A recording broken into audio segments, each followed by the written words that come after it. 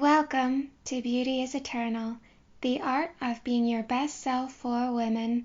My name is Caitlin, and I'm your host. Today's episode is called Ancient Egyptian Queen Nefertiti with Dr. Joyce Tyldesley, Beauty, Fame, Power, and a Death Shrouded in Mystery.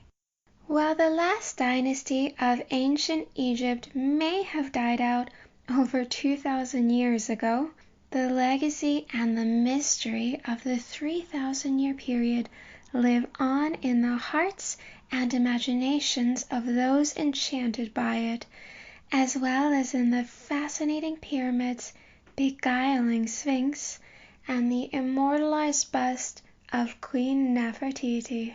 No one knows where she came from or when and how she died, but everyone knows her bust.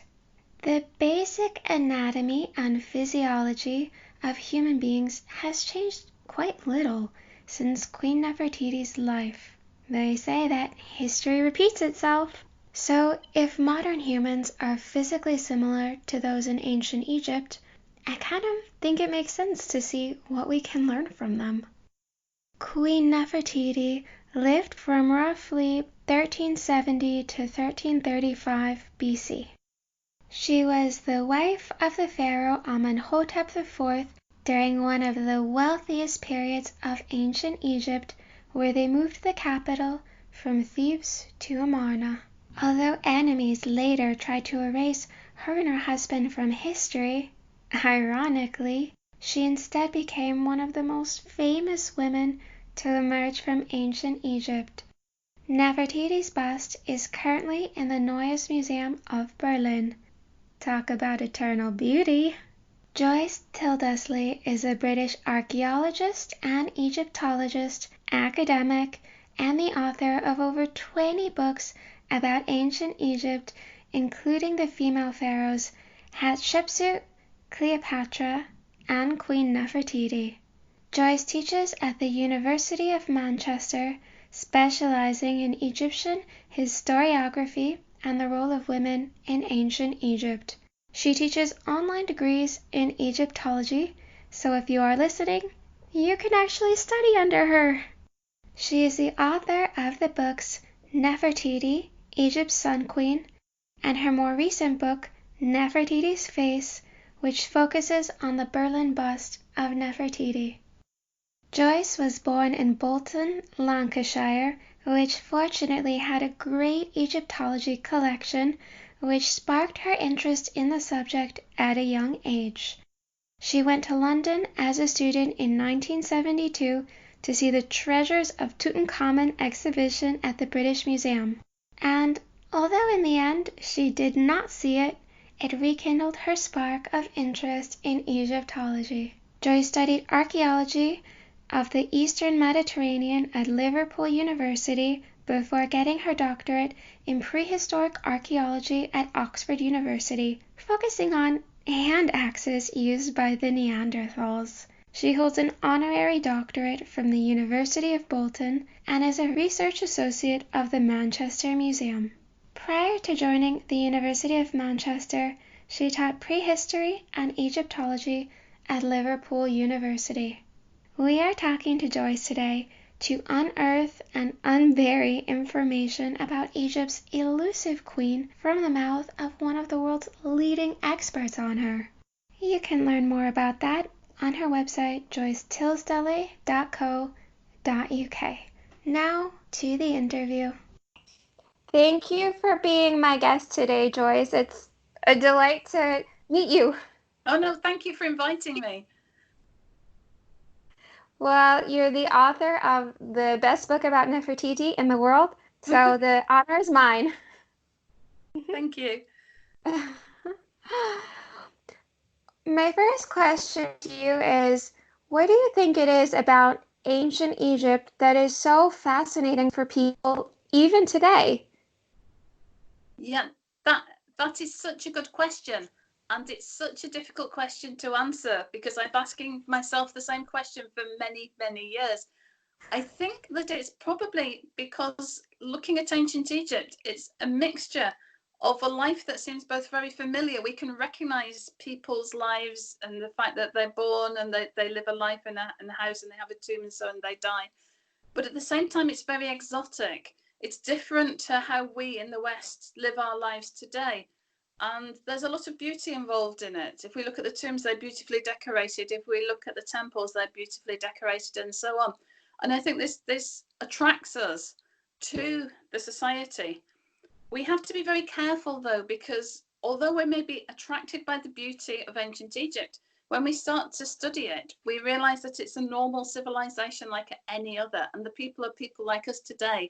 So we shouldn't imagine that everybody in the past led a perfect life. It wasn't like that. There was illness and disease and so on, but we don't immediately see that. So that we're attracted to it, and then as we study it, we start to understand it more. But by that time, we're hooked into studying ancient Egypt, and we love the society, so we still carry on with it. That's the best I can answer that, because it's a question that everybody asks. So many people are fascinated by ancient Egypt. Well, you make such a good point. It's easy to glamorize it because it doesn't exist anymore, and we don't see the day-to-day records where a woman lost 9 of 10 children or 9 of 14 in childbirth. Exactly. We just see people standing in fields looking happy, wearing beautiful white clothes and jewels and so on. And we forget that a large percentage of the population were very poor and were peasants and weren't mummified and didn't have tombs and so on. They just had graves, and we forget this. And we imagine ourselves living in the past, but living the life in a palace rather than living the life of a peasant, I think. Well, only one person got to be Queen Nefertiti. Yes. So, only one out of millions. So, can you talk a little bit about Nefertiti? Who was she, and what in particular about her makes her so fascinating for you? You've written 2 books on her now. Yes, she was the wife of a king. She was the wife of a king who started out being called Amenhotep IV, and who changed his name to Akhenaten because he was an unusual king. He dedicated his life really to worshipping one god. He built a new city, so he was very different to all the other kings of ancient Egypt. And Nefertiti was consistently shown by his side. Having said that, we don't know a great deal about her. We see her image a lot, and we recognize her because she wore a crown that no other queen of Egypt had worn, and it's a sort of tall crown, blue or green coloured, with a flat top to it. When we see this crown, we know that we're looking at Nefertiti. She's not always named in art and inscriptions and sculpture, but we know it's her when she wears this crown. So we can see that she's with her husband Akhenaten a lot. We know that she had at least 6 daughters. We don't know if she had any sons. She might have done, because the ancient Egyptian royal family didn't always put sons into their art. So the fact that we don't see images or have the name of a son mentioned doesn't mean that she didn't have sons. It just means that they chose not to tell us about them. So she may have been the mother of Tutankhamun. We don't know. She was obviously a very, very important woman. Any queen of Egypt was a very, very important woman. Some people have argued that she might have actually ruled Egypt by herself after her husband died. I don't think she did, but that's some people do. There's a lot of discussion about what happened at the end of the reign of Akhenaten and what happened to Nefertiti. But we do know that politically she was important, and she had also an important religious role to play within the royal family, and that people actually worshipped the gods through Nefertiti. She was sort of stood between people and the gods, or the sun god, if you like. So she's a really important character. She's the most famous because we have a bust of her in Berlin Museum, which you'll know about. And this is recognised by people throughout the world. Even people who don't know about Nefertiti recognise this bust. And because it is a very beautiful bust, we think we know maybe more about her than we do. We imagine, for example, that she was a very beautiful woman because her bust is very beautiful. This may not be true, because Egyptian art is not portraiture, but because we have this bust, we think that we know a lot about her, but in fact we don't. It's so interesting when you put it like that, because we do have this bust where she's so divinely beautiful, but maybe the sculptor had some freedom and she didn't really look like that in real life. Yeah, We well, don't know. yeah, and the thing about Egyptian art, royal art, is that it's not created just to look like the person. It's created for an official purpose.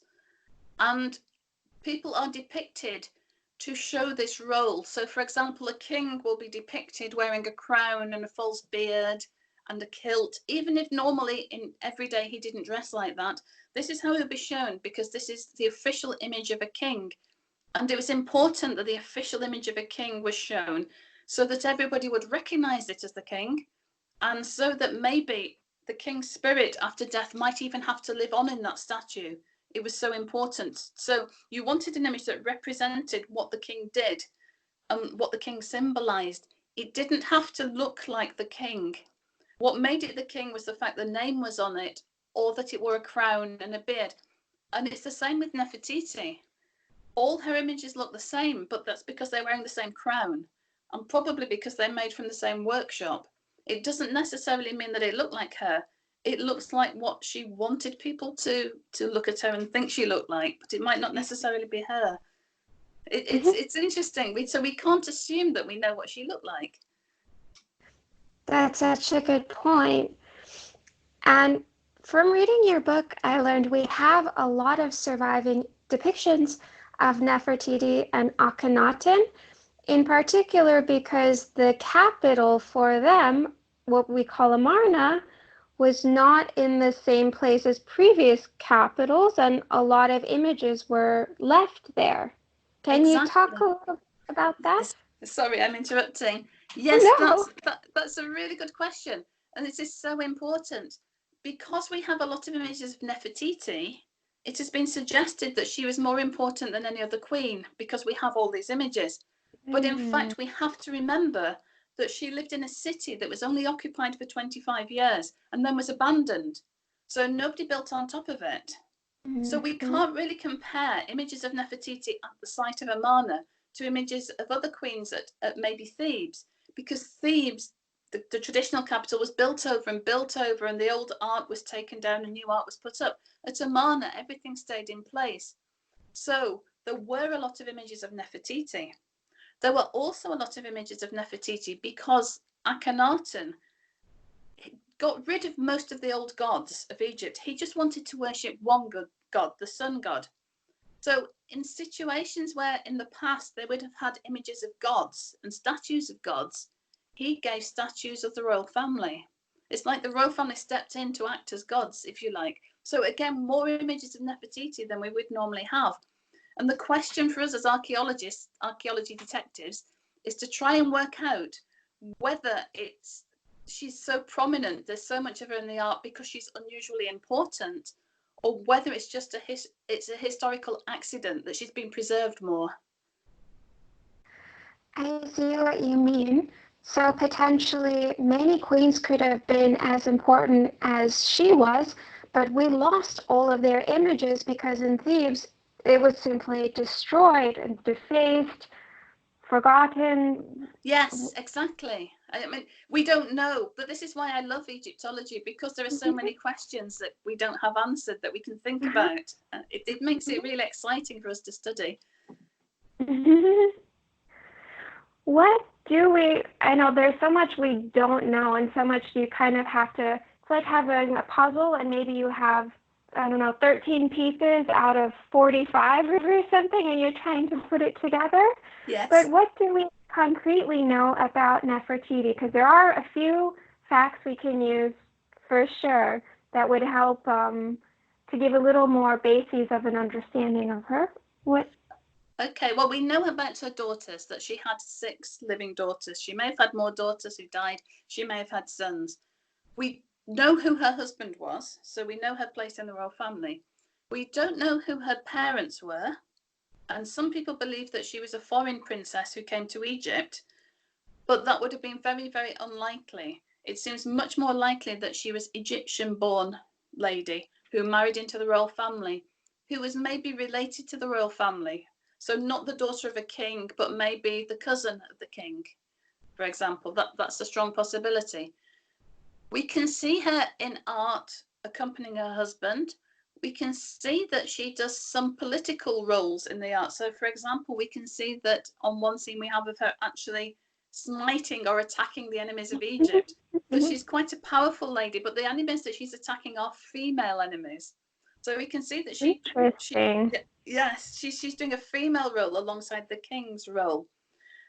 And then she kind of disappears towards the end of her husband's reign. She vanishes. And people had felt traditionally that she couldn't just vanish, that she was so important that if she vanished, there must be a reason for it, that she hadn't just died, and maybe that she'd gone on to do something else. But fairly recently, we now have evidence from a piece of graffito in a quarry near to Amarna that she was actually still the king's great wife, almost to the end of his reign, because Akhenaten reigned for 17 years, and in year 16, she was still the king's great wife. So I think these days we have less of a need to find something for her to go on and do after his death. We can just assume that she stayed the king's great wife and then she retired to the harem and died. But we've already got in our heads planted the idea that she did something special. So it's hard for us to break away from that idea and think, well, maybe she just retired to the harem. We're thinking, well, maybe she ruled Egypt, or maybe she did this or that. We get a lot of speculation towards the end of her life. It's like nobody knows where she came from and nobody knows where she went. We just have this piece in the middle of her life. Yes. It's just a snapshot of she appears and she disappears again. I mean, her name is interesting because it means a beautiful woman has come. And people have used this to suggest that she had a foreign name and that she arrived at the court to marry the king, and her name was changed from a foreign name that maybe couldn't be pronounced into an Egyptian name. But it's not that unusual a name. There's no reason to think that she wasn't Egyptian. And in fact, the beautiful one is probably the goddess Hathor. It's probably, her name is a reference to the goddess Hathor, rather than actually suggesting that she herself has arrived in Egypt. So even that's interesting. Even her name is a source of a lot of speculation and discussion. There's just so much mystery there. One of the things from your book that I noticed was that she was not always depicted as a great beauty. She was in the relic in the Neues Museum of Berlin, but there was a period of time when she was depicted as, a fairly plump woman. Or how would, I don't want to be offensive, but she sort of mirrors her husband. She looks a lot like him, which is not necessarily a good look for her. But this shows, I think, how the art is not portraiture. It's not what she looked like. It's what tradition is. And maybe the sculpture workshop that they're using at that time, that is how they depict the royal family. And then they move to Amarna, and a different sculptor is working on their images. So this is how they look now. We imagine that the sculptor's workshop would have a copy of a bust or a head of Nefertiti and a copy of a bust of Akhenaten, and that everything produced from that workshop would copy this one model. So maybe that is what we have in Berlin, that this is the sculptor's model for Nefertiti. So every Nefertiti that came out of the same sculptor's workshop would look the same.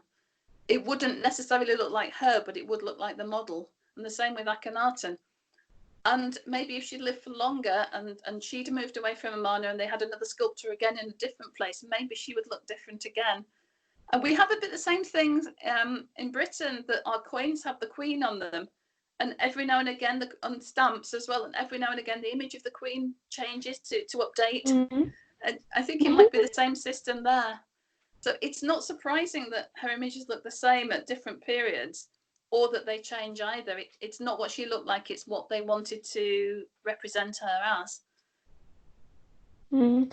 That makes a lot of sense, because it wasn't meant to be in ancient Egypt a one-for-one model of exactly how someone looked. It was what they represented. Exactly. And she represented the other half of Akhenaten. Exactly, yes. So it must have been strange for her, because she maybe never really knew what she looked like. Because we're used to seeing ourselves. I can see you now while I'm talking to you. But she would have only been able to see herself either in water or in a polished metal mirror, which is not brilliant. It's okay, but it's not brilliant. So maybe looking like you look like is less important to them than looking how you would like to be remembered is important. Whereas we know what we look like, so we know if a portrait doesn't look like us, we would find that strange, I think, but they wouldn't. I never thought of it like that. If you can't see yourself very often, then you actually are not even aware of what you look like most of the time. No, it's weird, isn't it? And when you do see yourself in a mirror, it's very strange. The Egyptians thought that mirrors were a way of connecting with the gods or with spirits or with another world, because it's so strange to be able to see reflection. So that mirrored is almost a sacred object, and they're not very big. They're quite small, so you wouldn't see the whole body. You would see your head, maybe. It is strange, very strange, because we're so used to seeing ourselves and taking photographs. It's very true. What kind of makeup would Nefertiti have had access to at this time?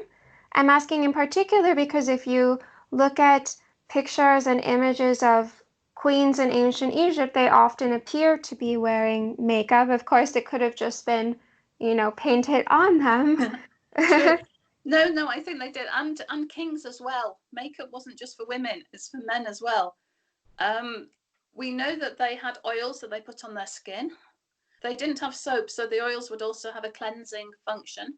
We know that they were very interested in eye makeup, particularly eyeliner and to go around the eyes, kohl to go around the eyes, which they would make from mineral pigments. That might have been perceived as having a health benefit as well, that maybe having lines drawn around your eyes would protect the eyes from the glare of the sun. Because we think that eye infections would have been quite common in ancient Egypt. It's very dry and very dusty country. It looks from the Berlin bust, she's got quite dark lips as well. Whether she's wearing some sort of lipstick or lip balm, difficult for us to tell. There's just very, very rare images of women doing this, but we don't have any finds of anything to go on the lips, whereas we do have finds of cosmetics for the eyes. So yes, she would have been quite a heavy, dramatic makeup, I think. If you think of Elizabeth Taylor, I just thought that. yes, not quite like that, I think. What about, for instance, wigs? So you mentioned many times she had different wigs, different headpieces for different occasions. Did she have normal hair? What was up with that? We don't know. We say that what would happen is that they would cut the hair very short or even shave it, and we know that ladies are buried with razors. They have when they're buried in the tombs, they will have cosmetic boxes, and these will include razors, which might have been for shaving the arms and the legs, but might also be for shaving the head. And then the idea is that you have a heavy wig on, and there are all sorts of different wig styles. Some are long and curly, some are quite short and quite masculine, like a bobbed appearance. At Amarna, they wear a short wig quite often. And it seems that they change them with fashion and from different occasions. We have some wigs surviving, but not very many. But they must have been really, I think, important economic activity, wig making, that we know very little about. Of course, I don't know whether everybody shaved their hair, because it's difficult to tell, because we have this formal art and they're presented showing them as they would like to be seen. But certainly Nefertiti, in many of her images, seems to have no hair at all. The Berlin bust has no hair. So has she got the hair tucked up inside her crown, or has she shaved her head completely for that style of crown? We don't know. It would be very, very interesting to know. It would be super interesting to know what she did with her hair. Yes, absolutely. I mean, it's always suggested that they do this because it would be very hot in Egypt, and also if you had head lice, it's an easy way to get rid of them is to shave the hair, which is fair enough. But then if you put a very heavy wig on top of your bald head, That's not making it cooler. No, that's even hotter. So I don't know. But it's interesting to think about. What lessons do you think that she learned in her life that would be relevant for a woman today? I think that's an interesting question. I think that she learned that women could be important in society, that they could either help somebody else to rule or do things by themselves. She didn't stay in the background. She came forward and helped her husband. We can see her physically handing things to him. If he's rewarding his followers, she gives things to him and he takes them. She drives in a chariot with him. So she's an active person. She doesn't stay in the background in any way, and they seem to have a true partnership. Now, he is always more important. He's the king. You would expect that. But she's not staying in the background. She's stepping forward and helping him. And this is very important. We see this with a lot of Egypt's queens. They are active people. And when the king dies, if the king dies and the next king is too young to come to the throne, the queen will help the young prince to rule until he's old enough to become the proper king. So being a queen of Egypt is a good role model for us to follow, in that they are active people and they're expected to do something. They're not just pretty, or they don't just produce children. They actually have power in their own right as well. Well, in Nefertiti's case, like you say, she was representing the female goddess, the female divinity. Yes.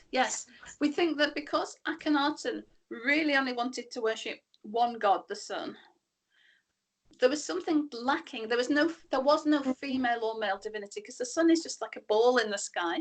So he uses Nefertiti and himself to replace the male and female goddesses. So yes, you're quite right. She actually replaces the female goddesses and becomes in life someone that the people can relate to and can worship the sun through. Yes, it must have been very, very interesting for her, I think. Well, it makes it seem like she was like, the Virgin Mary and the Venus combined in some way. She was everything. Yes, and presumably she believed this. Presumably she wasn't just filling a role. She actually believed this, that when the king was crowned, maybe she was crowned at the same time, and that was a change in her role. She was no longer just a woman. She actually had this role to perform for Egypt.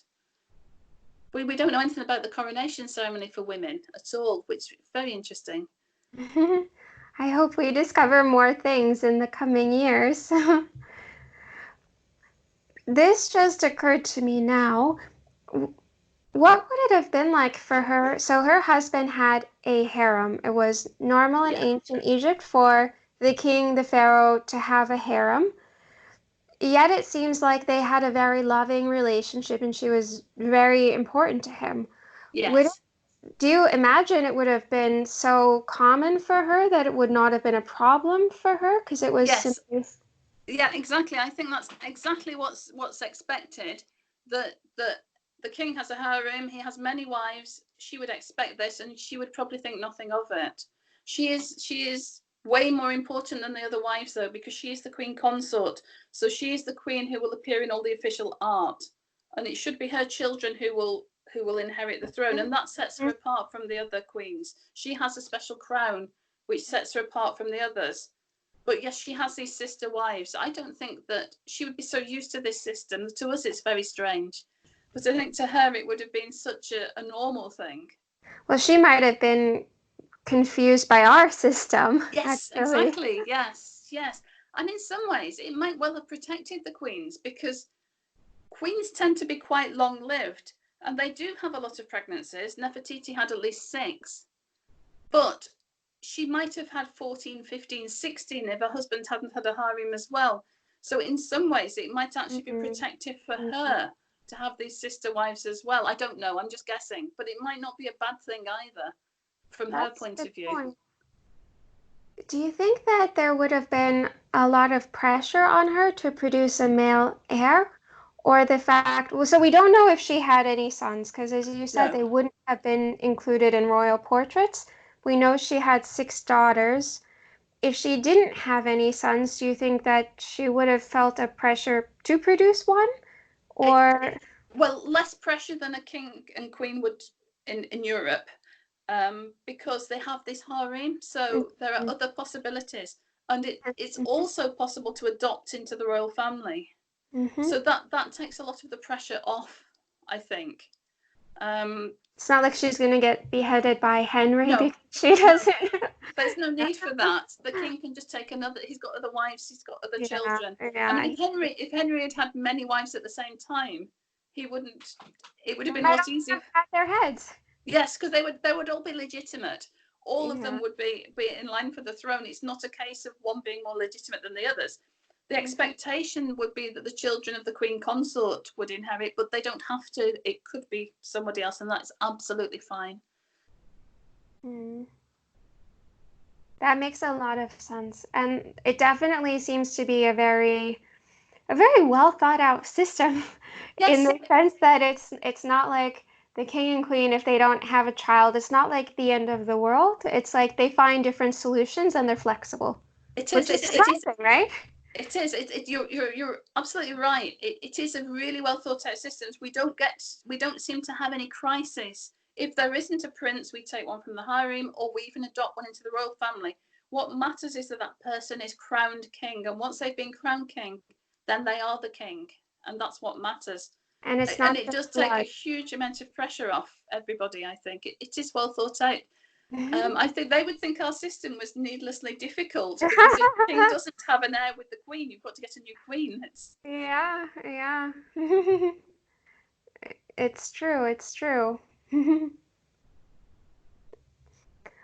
What do you think? I know it's impossible to say, but let's say someone is listening and they're kind of intrigued and they're like, but where did she come from and where did she go? What do you think that happened to Nefertiti? What do you think the likeliest possibilities are? Okay, I think that what happened to Nefertiti was that she stayed as the king's great wife, but as she got older, maybe her role changed. Maybe she was less concerned with being worshipped as maybe a symbol of fertility, and maybe it almost went on to be a wise woman, a more respected woman. We see the same thing happening with her mother-in-law, Queen T, who is the mother of Akhenaten. She lives longer than her husband, but she becomes recognized as a very wise woman. I think Nefertiti would go the same way. But I really think that after her husband died, she just retired to the royal harem, and that her daughters stepped forward. We know that after the death of Akhenaten, there is a period of maybe 3 or 4 years where we're not quite sure what's happening before Tutankhamun is established on the throne. But we do know that there's evidence for an important, powerful royal woman around at this time, because we have texts that say this, but unfortunately they don't name the woman. Oh. Yeah. Some people think it's Nefertiti, but I don't, because Nefertiti was not born royal. And I think that although she had a lot of power when her husband was alive, when he died, she would, to a certain extent, lose that power. But her daughters were born royal. So they're there to step forward, and they would be able to inherit the throne if necessary. It doesn't have to be a man. I should have mentioned that before, actually. It doesn't have to be a man. It's usual for it to be a man, and it's probably considered better. But if necessary, a woman can inherit the throne as well. But what doesn't happen is that a queen who's married into the royal family inherits the throne. That never happens. Okay. I think that we place too much emphasis on her and forget about her daughters. And what we should be doing is regarding her as a mother of really important daughters. So I think at least 2 of them went on to be queens of Egypt. And I think she either guided them in their reigns or she died. I don't really believe that she's buried in Tutankhamun's tomb, which some people believe. Where do you think she's buried? I think she was probably buried at Amarna. In the first place, but I think she moved around a bit, because the royal family were buried at Amarna up to the point where Tutankhamun decided that Amarna was not going to be the capital city anymore, and he moved everything back to Thebes and Memphis. And when he did this, he emptied the Amarna royal tombs, and he took the bodies to Thebes, and he put them all into a workshop tomb, and he sort of stripped them of their valuables and wrapped them up again, and then he put them in different places in the Valley of the Kings. So I think that probably she was taken from Amarna to Thebes. She was possibly in a workshop tomb for a time, and then goodness knows where she ended up. It's a real mystery. I don't think we found her body. There have been suggestions that we found her body. Various people have suggested that various mummies might be her. I don't think we found her yet. But there are an awful lot of queens of Egypt who are missing. We have a lot of kings' bodies, but if you think about it, each king had about maybe 100 wives. So we have a lot of women missing. There should be a lot more royal women than we have, and we don't have them. So, I do really sometimes when I'm dreaming think that, maybe there's another valley somewhere that's got more royal women in it. We don't have the harem. Maybe if she died in the harem, she was buried in the harem cemetery, but we don't know where that would be either. It's another possibility. There's still a lot of Egyptians out there that we haven't located. And in some ways, I hope that we don't, because I think if she's resting in peace, it would be a shame and it would be fascinating and yet a shame to disturb her. If she had died when her husband was still alive, then we probably would have her grave because he would have made sure she was buried in the best, or we at least would have known where it was. Yeah, and he did have a tomb ready for her. And he did say he was going to bury her there. He tells us this, that I will bury the queen here. So we know where he would have put her. But the trouble is, as soon as Tutankhamun decided to move the city back to Thebes and to Memphis, he couldn't leave the royal bodies buried in the royal tombs because they would have been robbed straight away. So it might be that she went in there and was taken out again, or if she was still alive, then obviously she wouldn't have been buried in there.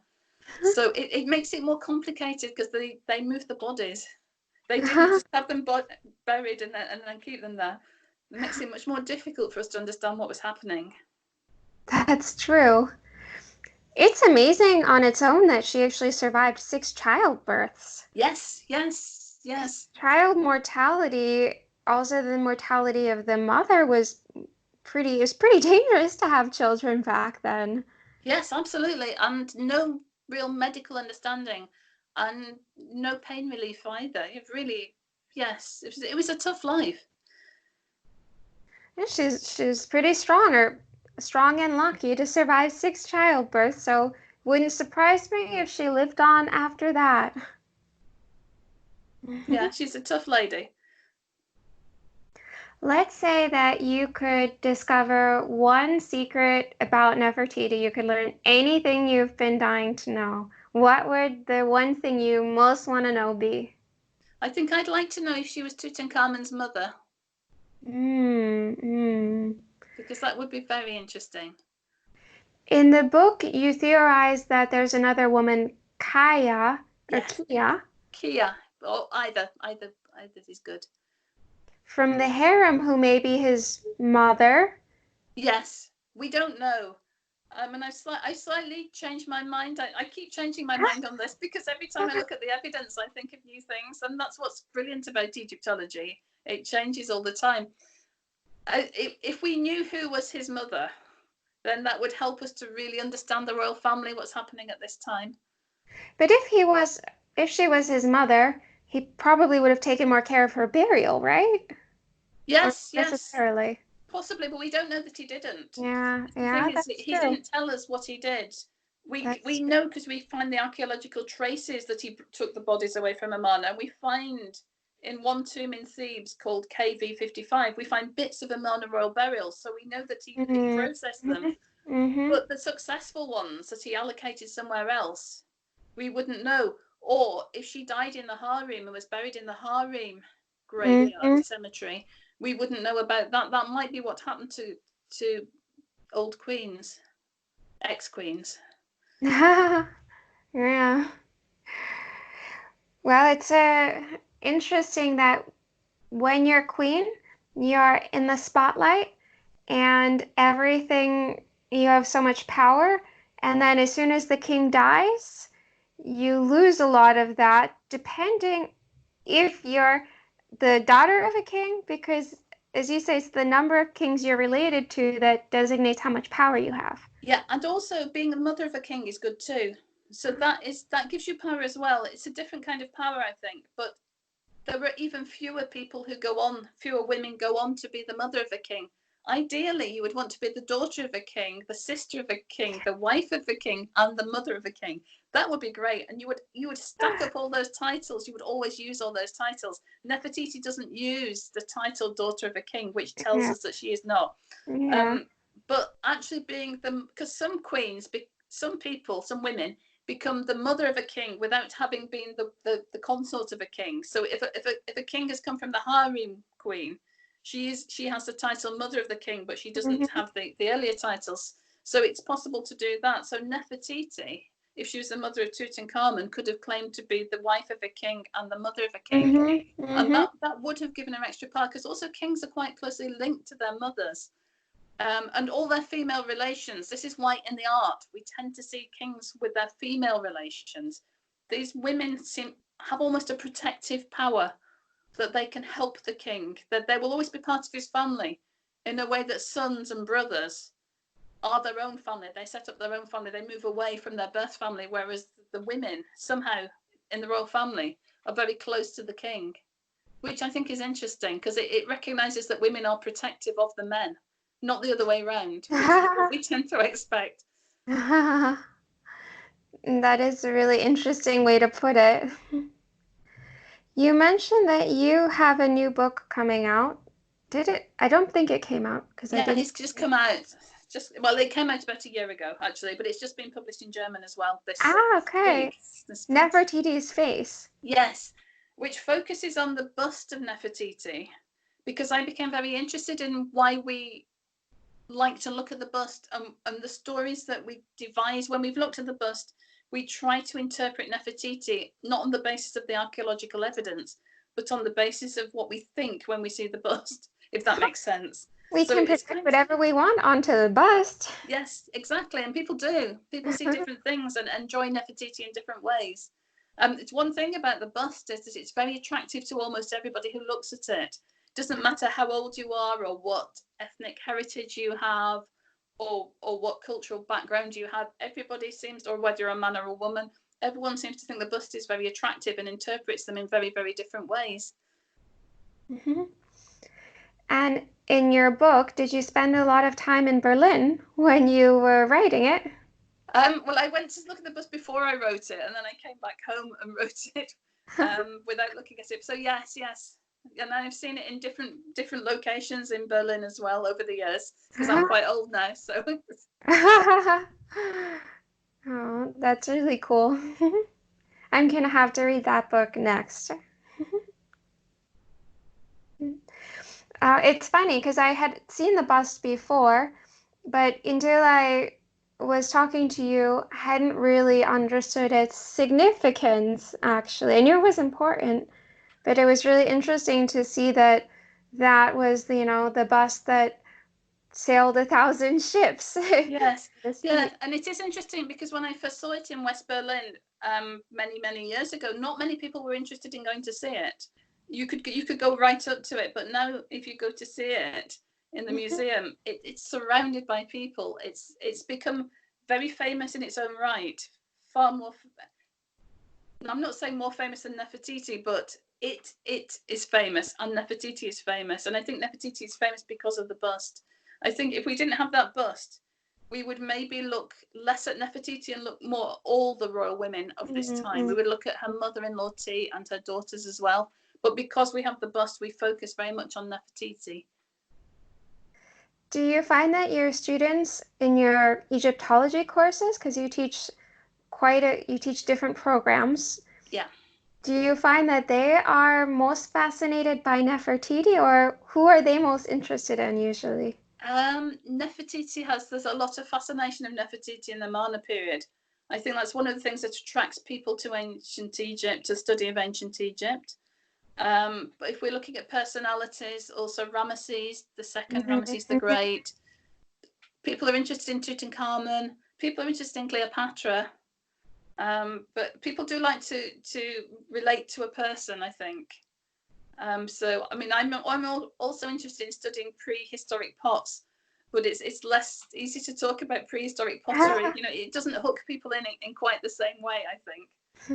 Well, probably not as many people. No, at least. Well, I'm actually thinking about applying for one of your courses. I started the application. So. Excellent. Yeah, I told my boyfriend and he's like, "Oh, but you're so busy." And I was like, "Yeah, but it's so cool. It's amazing that you offer remote, I think you offer remote masters. Yes. Is there a remote bachelor as Not well? yet. There's two parts that almost make a bachelor's, but not quite.